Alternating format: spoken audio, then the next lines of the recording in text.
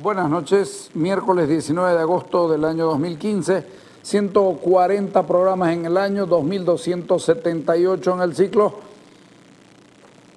La que es vuelve, decían en Santa Cruz, es una vieja frase. Ah, sí. Y el que es vuelve también. Te agradezco por venir, Gonzalo. Muchas gracias por la invitación. Es muy De un buen grato tiempo. tenerte, sí. Gracias. Como te digo, para que veas que te estoy siguiendo, porque hasta tus artículos te los comento. Así es, y para mí es un gusto. No, estás escribiendo muy bonito, además. ahí estamos intentando, porque es terapéutico escribir, ¿no? Es una forma de exorcizar los demonios del día a día. Sí, y escribir con humor es más lindo todavía. Es más complicado. Sí. Y es más complicado inclusive para los poderosos, porque en el ámbito del poder la gente prefiere que lo insultes, que le digas una diatriba, pero que... No que te le hagas la burla. Lograr la burla o que te rías del poder, ¿no es cierto? Y de todas esas cosas. Entonces es más corrosivo el humor, el sentido un poco más relajado de las cosas. ¿Vos te reís del poder? Yo sí, bastante, porque son muy divertidos en general. Porque le dan una solemnidad a ciertas cosas, presentan las cosas de una manera que solo con humor, porque hacen barbaridades y uno tiene que decir, oye, no puede ser que lo que están diciendo sea cierto y crean que la población tiene que entender eso. Entonces un poco hay que relajarse.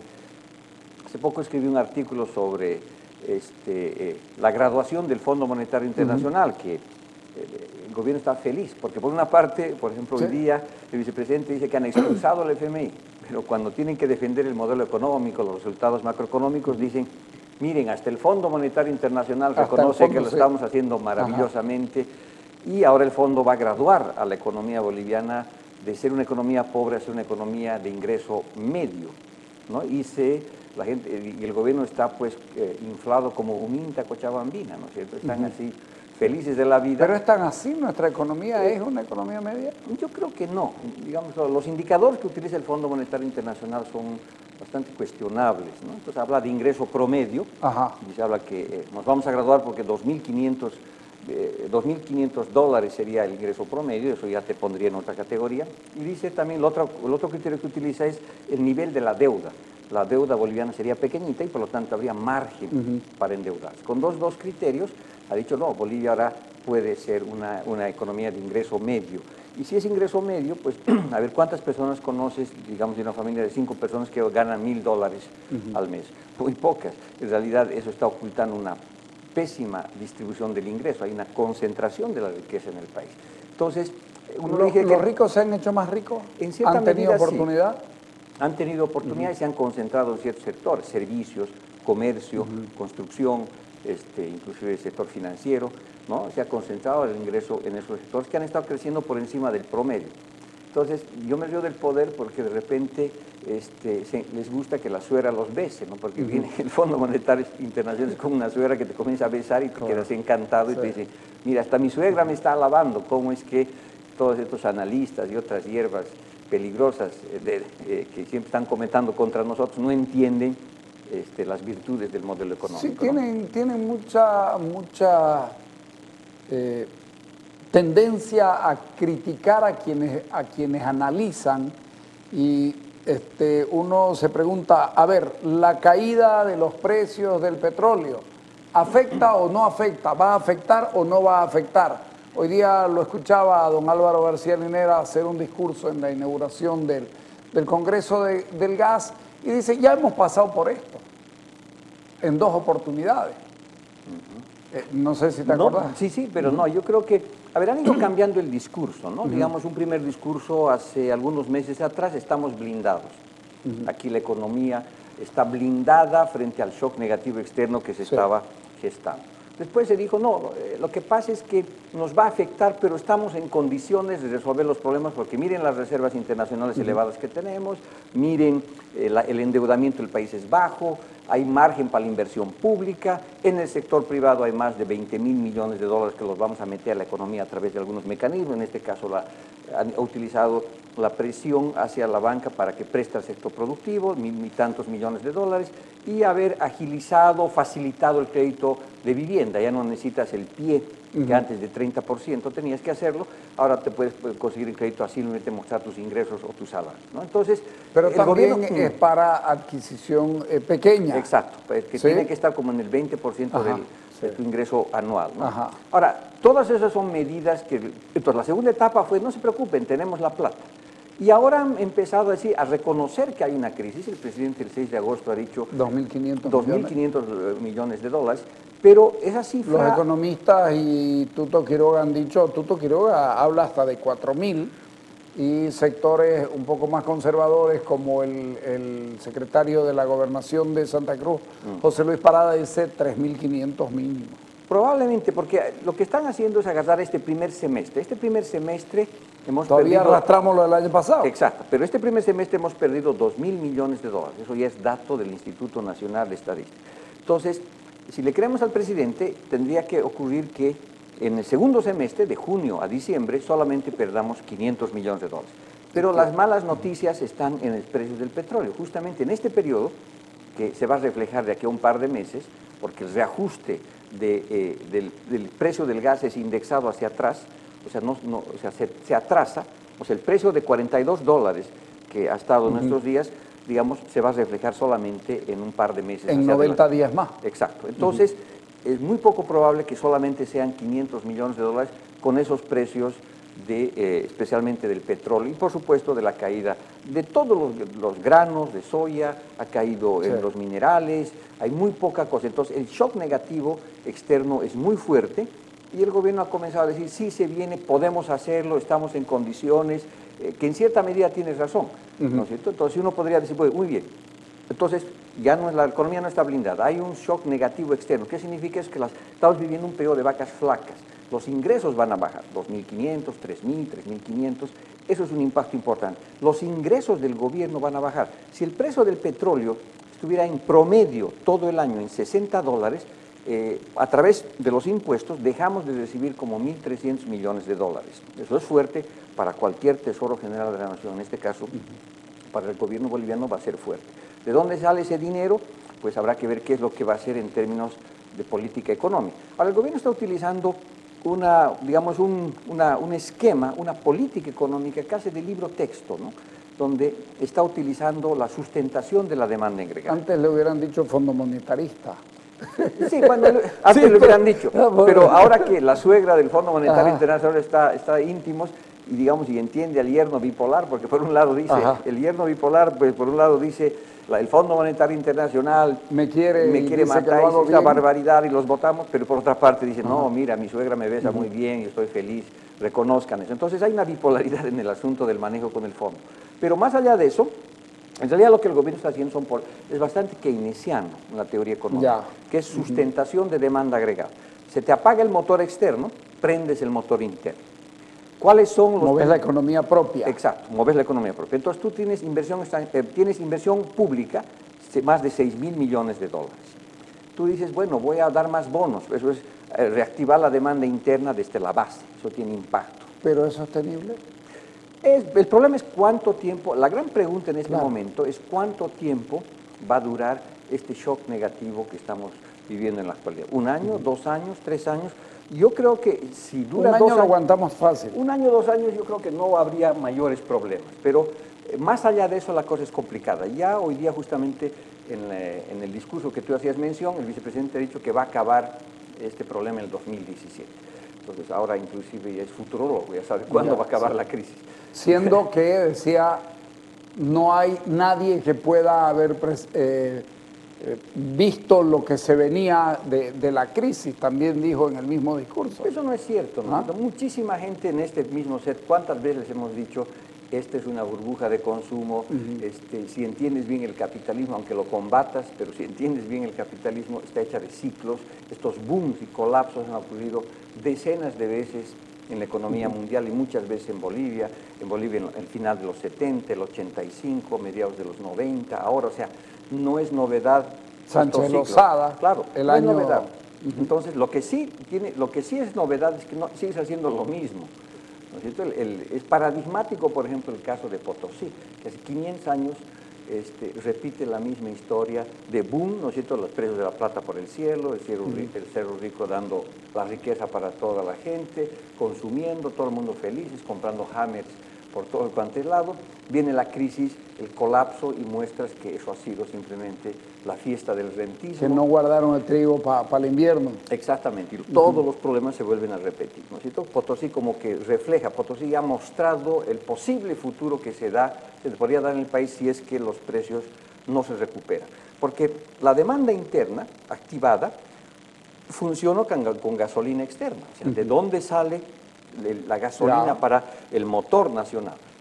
Sale sobre todo de los impuestos a los hidrocarburos, en buena parte. Entonces, tiene un límite reactivar la demanda interna. Entonces, ¿hay crisis? Sí.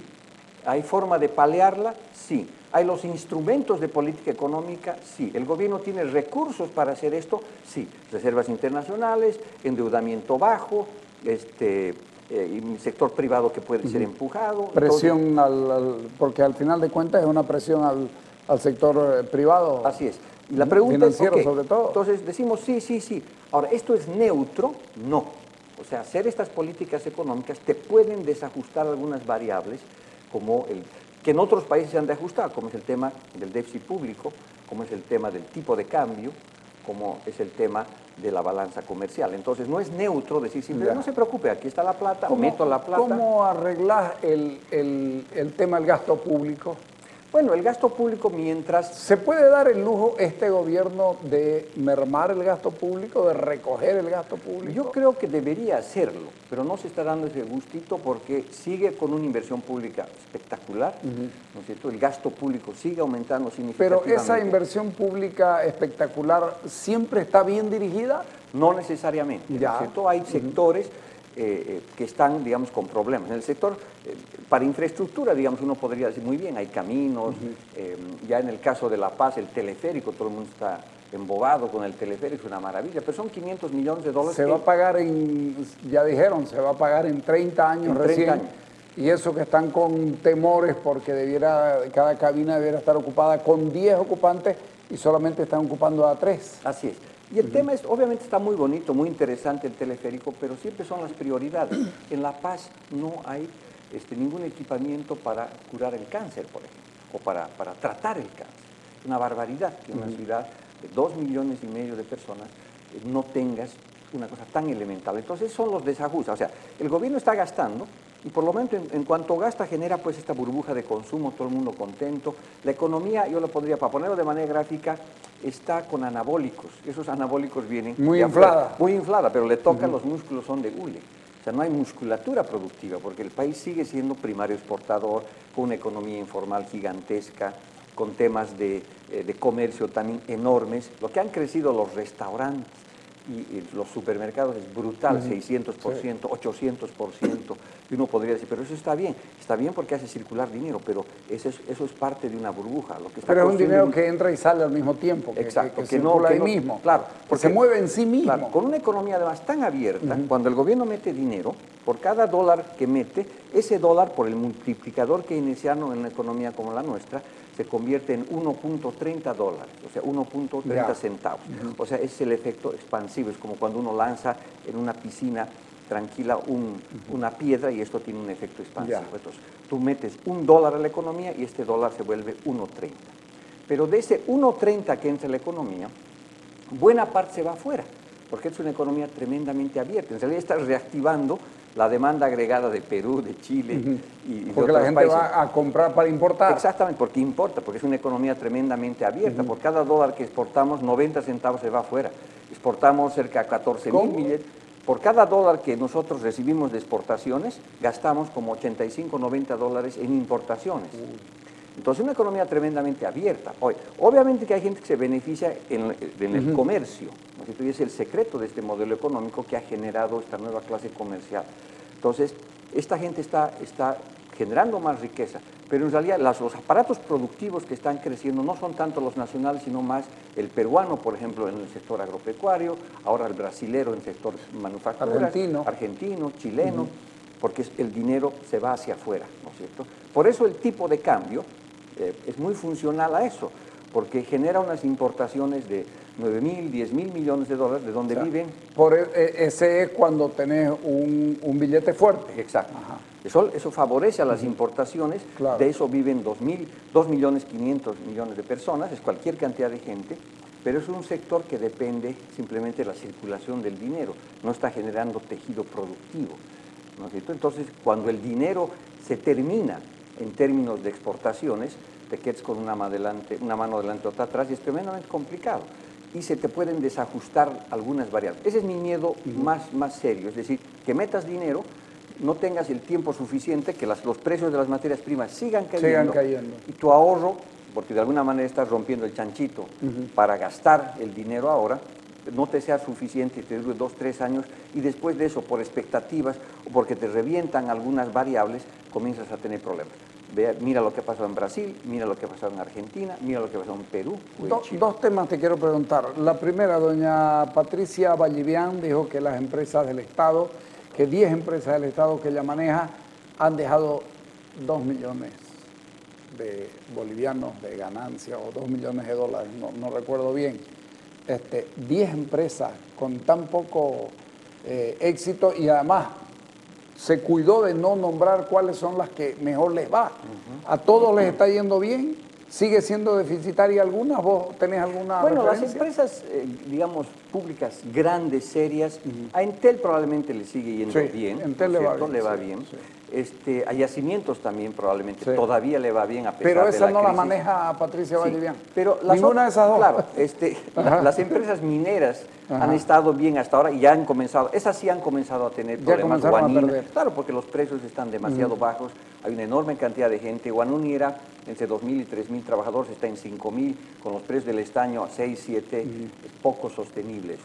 Las demás empresas públicas, digamos, son muy pequeñitas, ¿no? Es realmente llega a ser...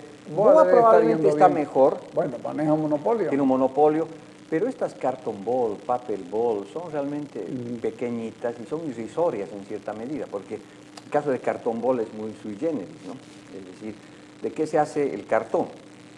De pulpa, ¿no es cierto? Y la pulpa viene de la madera. ¿Dónde está carton ball? Está en Oruro. Y hasta donde yo conozco, pasas por cerca a Oruro, ¿eh? Si pasas no ves un árbol a la redonda, entonces uno dice, bueno, ¿qué está pasando aquí? Y me han comentado que lo que están haciendo es importar cartón chino y doblar el cartón chino. Es el proceso de industrialización, doblan cartón chino. Inclusive en el discurso, que es muy habiloso, dicen, miren, hemos invertido las cosas. Antes nosotros teníamos que exportar materia prima, ahora importamos materia prima y la transformamos. Es decir, la gran cosa es doblar cartón chino. Pero además es pequeñísimo. Entonces las empresas públicas son realmente muy pequeñas, salvo las que hemos mencionado. Y la segunda, la situación a la situación de los hidrocarburos se suma la situación china y latinoamericana de estas necesidades de los países de devaluar su moneda. Mira, la devaluación, digamos, en Bolivia el tipo de cambio está fijo hace ya 4 o 5 años, no se mueve. En cambio, si ves el gráfico, entonces es un tipo de cambio completamente fijo y los latinoamericanos están devaluando, Brasil a 30%, el otro a 10, 15. ¿Qué está pasando? O sea, esto me recuerda un viejo chiste español donde había un español que estaba caminando en dirección contraria en una avenida gigantesca donde había esos de 10 carriles, pero él iba en dirección contraria, entonces vino la televisión, lo filmó y llamó... Los locos son ellos. Claro, dijo, los locos son ellos. ¿No? Claro. Llamó a su mujer y le dijo, oye, pero hay un loco en la avenida tal. Y digo, no, los locos son ellos, son miles que están. Hay uno, no, son miles. Entonces, la pregunta es que con el cambio es esa, o sea, todo el mundo está devaluando y nosotros decimos, miren, nosotros estamos por encima del mal y el bien y no necesitamos hacer El ministro Arce dijo que era una gran cosa que China devalúe. Bueno, bueno, que le pregunte a los americanos que están, y a otras economías del mundo están aterrorizadas por eso, porque la devaluación fue pequeña, 4,5%, 4,8%, comparada con la brasilera, digamos, el 30% es pequeño. Pero como es una economía tan grande, al devaluar, pues por supuesto comienza a exportar más cosas, y la esperanza, y el argumento de Garce Catacor es decir, bueno, lo que pasa es que también se está apagando su motor, están creciendo al 6, 7% cuando los chinos crecían al 12, al 10%, entonces esta inyección de exportaciones vía tipo de cambio va a generar más recursos. Pero eso es en el supuesto que los otros no devalúen, porque el gran miedo ahorita en la economía mundial es que hay una guerra cambiaria. Tú devalúas, también yo devalúo. Y ahí comienza un desajuste muy complicado. Entonces, la gran pregunta es el tipo de cambio en Bolivia. Un argumento es decir, bueno, miren, el tipo de cambio en Bolivia no se toca porque si devalúas para promover exportaciones, no tiene un impacto de corto plazo. ¿Por qué? Si devalúas no vas a exportar más gas porque está por contrato, más o menos es una cantidad fija. En el sector minero es tan pequeñita la economía boliviana que devaluando no vas a poder vender más productos. También lo mismo con soya. Dice, mira, la devaluación no tiene un efecto en el corto plazo. Probablemente si persiste y si la devaluación es muy grande, tal vez en el mediano y largo plazo puedas exportar más minerales. En un caso como ese, a los sectores exportadores, algunos incentivos le irían bien entonces. Le irían bien. Sin necesidad de devaluar. Ahora, le vendrían bien sin necesidad. Entonces, devaluar, el gobierno insiste, no, devaluar no tiene un efecto sobre nuestras exportaciones por esas razones. Y además, mantener un tipo de cambio fijo es la esencia de este modelo que en realidad es primario exportador, donde Lenin estaba equivocado, ¿no es cierto? Lenin decía, el imperialismo es la fase superior del capitalismo. Así es. En Bolivia la informalidad es la fase superior del capitalismo. Entonces, esta clase nueva, donde está la nueva clase media que has creado, con plata fuerte vas y compras mucho más de afuera. Claro, y es comercio. ¿Cuánta gente vive del comercio y todas las cosas vinculadas y servicios en Bolivia? 2,5 millones personas, es mucha gente. Entonces el gobierno, por supuesto, se va a cuidar mucho de devaluar porque el impacto económico de una devaluación que encarece las importaciones te puede desarticular este mundo de economía formal e informal en comercio que se ha creado, que es gigantesco. Esa es la segunda razón. Entonces, el gobierno va a poder, yo creo que va a hacer todo lo posible por aguantar el tipo de cambio, por no moverlo. Pero en el mediano y largo plazo, esa no es la mejor solución, ¿no es cierto? Ahora, medidas administrativas serían totalmente descabelladas hacerlas, porque en otros países cuando no devalúan comienzan a hacer control de cambios. O sea, te doy dólar para importar farmacia, te doy dólar para importar automóviles, te doy dólar para importar otras cosas o para exportar. Entonces, eso desarticula todas las economías. Vean Venezuela, vean Argentina.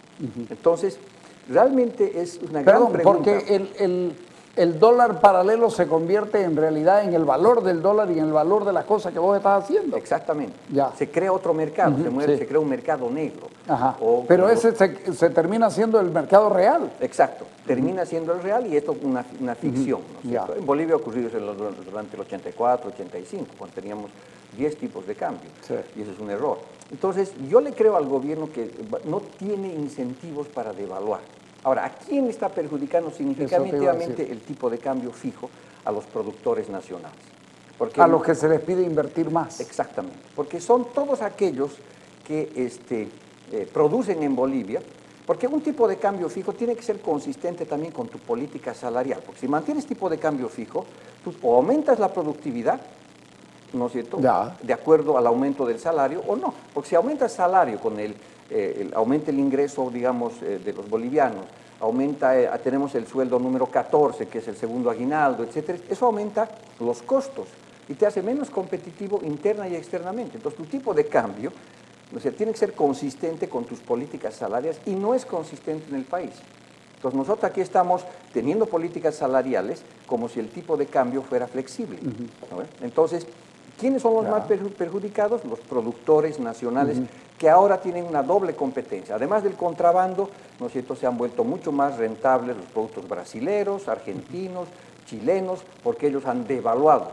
Sus productos están más baratos. A los supermercados bolivianos han vuelto los helados y los yogurts brasileros, cosa que no ocurría hace muchos años. Entonces, eso genera una competencia complicada. Entonces, los más afectados con un tipo de cambio fijo como el que tenemos ahora, sin duda alguna, son los productores nacionales. Te pido un corte, cuando volvamos me vas a explicar cuán sostenible es privilegiar a esos 2,5 millones de ciudadanos que están viviendo de la informalidad. En algún momento tendrán que ordenarlo. Vamos al corte.